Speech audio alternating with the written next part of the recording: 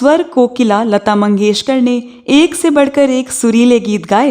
दिल अपना और प्रीत पराई किसने है, जगह जगह वही वही वही हो गई, तुमसे उलझन हो गई। लता मंगेशकर के गाए ऐसे गीत हैं जिनको सुनने पर एक तरह का रूहानी एहसास होता है और उन गीतों को सुनकर इंसान आनंद के सागर में गोते लगाने लगता है। जोत से जोत जगाते चलो, प्रेम की गंगा नीति पर चली और बदी से चली, ताकि हंसते। इसका कारण ये है कि लता मंगेशकर ने जो भी गीत गाए वो गीत पूरी तल्लीनता के साथ गाए। तोड़ने वाले तुझे दिल ढूंढ रहा है, अजीब दास्तां है, कहाँ शुरू कहाँ खत्म। यही कारण है कि लता मंगेशकर के गाए कई गीत ऐसे हैं जिनको सुनकर इंसान सुध बुध खो देता है। आजा रे अब मेरा दिल पुकारा, लेकिन क्या आपको पता है कि लता मंगेशकर एक गीत को गाते समय खुद अपना होश खो बैठी थी और बेहोश हो गई थी? वो कौन सा गीत है और उस गीत की रिकॉर्डिंग के समय क्यों और कैसे बेहोश हो गई थी स्वर कोकिला? इस वीडियो में मैं आपकी दोस्त और होस्ट स्तुति उस गीत के बनने के बारे में पूरी जानकारी देने जा रही हूँ, तो आप बने रहिए हमारे साथ।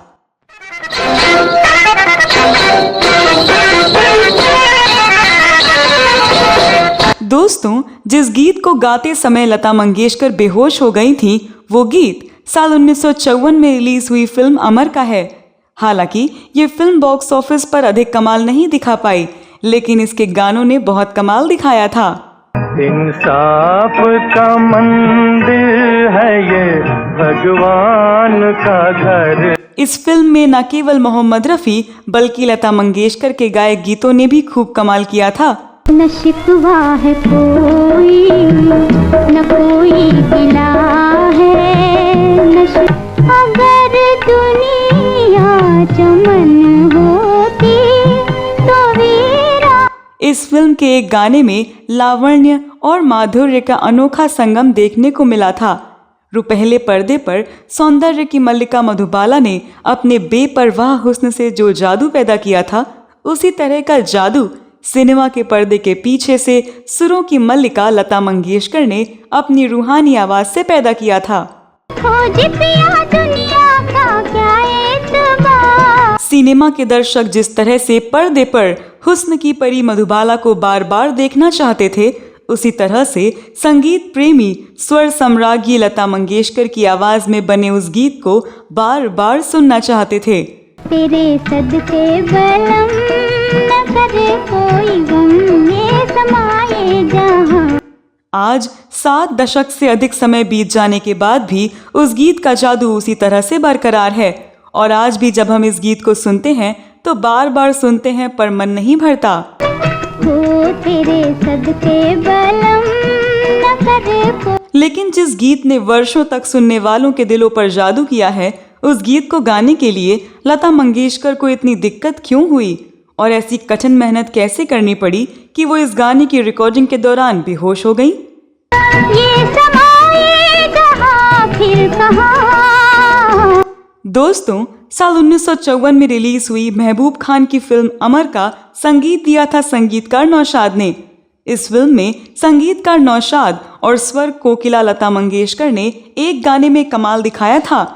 वो गाना था सदके बलम न करे कोई गम, ये समाये जहां फिर। इस गाने के बनने के बारे में एक साक्षात्कार में लता मंगेशकर ने बताया था कि जब तक नौशाद साहब किसी गाने से पूरी तरह संतुष्ट नहीं हो जाते थे, तब तक गाने के रीटेक करवाते थे। गाने की रिकॉर्डिंग पूरी हो जाने तथा उसे ओके कर दिए जाने के बाद भी नौशाद साहब स्टूडियो का दरवाजा बंद करके गाने को सुनते थे। गाने के हर शब्द को गौर से सुनते थे, गाने को आगे पीछे करके सुनते थे कि गाने में कहीं कोई कमी ना रह गई हो। अगर उनको जरा सी भी कमी लगती तो वो गाने को दोबारा रिकॉर्ड कराते थे।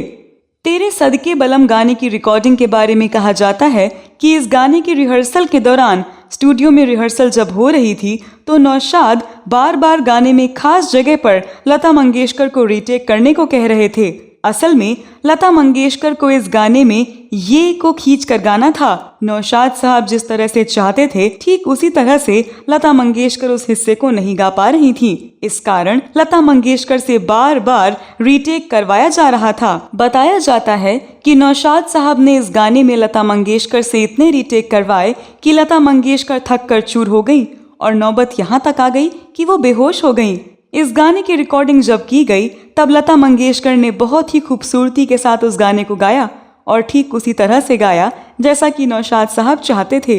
तेरे सदके बलम न करे कोई गम, ये समाये जहाँ फिर। जब नौशाद साहब ने बाद में उस गाने को सुना तो उनको यकीन हो गया कि ये गाना उनके कैरियर का एक महत्वपूर्ण गाना साबित होगा। तो दोस्तों, इस वीडियो में बस इतना ही। आप फिल्म अमर और उसके गानों के बारे में क्या कहना चाहते हैं? आपको फिल्म अमर का कौन सा गाना सबसे अच्छा लगता है? इस वीडियो में बस इतना ही। आप इस बारे में क्या कहना चाहते हैं? अपनी राय कमेंट बॉक्स में अवश्य लिखें। ये वीडियो कैसा लगा? अगले वीडियो में मैं फिर फिल्मों, गीतों और फिल्मी हस्तियों के बारे में कोई नई कहानी या जानकारी लेकर हाजिर हो जाऊंगी। तब तक के लिए नमस्कार।